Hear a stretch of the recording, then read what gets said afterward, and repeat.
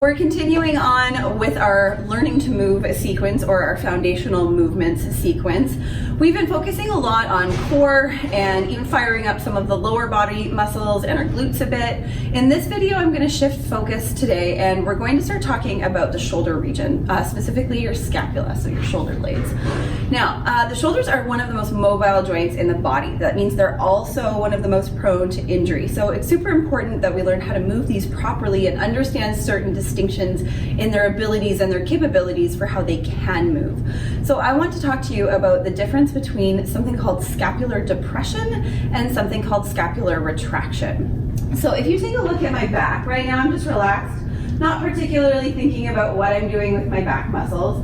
I'm now going to activate my back muscles to demonstrate what scapular depression looks like. This is where you're taking your shoulder blades. If you imagine my hands are my shoulder blades, when I activate my muscles to move into depression, I'm just pulling them down a little bit. So let's see if I can demonstrate this for you guys so you can see scapular depression is that downward activation. You can probably notice the texture of my skin changes a little bit as you can kind of see those muscles work for that depression. So that's one motion that the shoulders are capable of. The next one that I wanted to talk about is retraction. So here in retraction, instead of pulling the shoulder blades down like you are for depression, you're bringing them closer together to each other on the back. Let me try and demo that for you. So if I'm relaxed, not thinking about my back muscles at all, but then I retract them, I'm drawing my shoulder blades together. You might be able to see a little bit of a crease in my skin between my shoulder blades.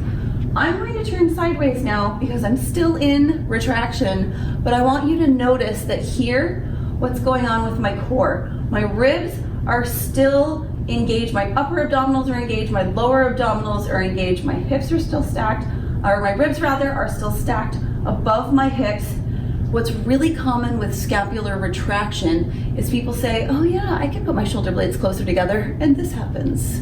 It's great if you want a fake boob job. It's not so great if you want to actually focus on proper functional movements that are going to set you up for success as you progress your workouts and progress your programs. So remember, depression is the pulling down. Again, you're still keeping that core nice and tight and engaged even when you're just pulling down. And for retraction, pulling those shoulder blades together, you're making sure that you're not losing the core and the ribs aren't flaring out.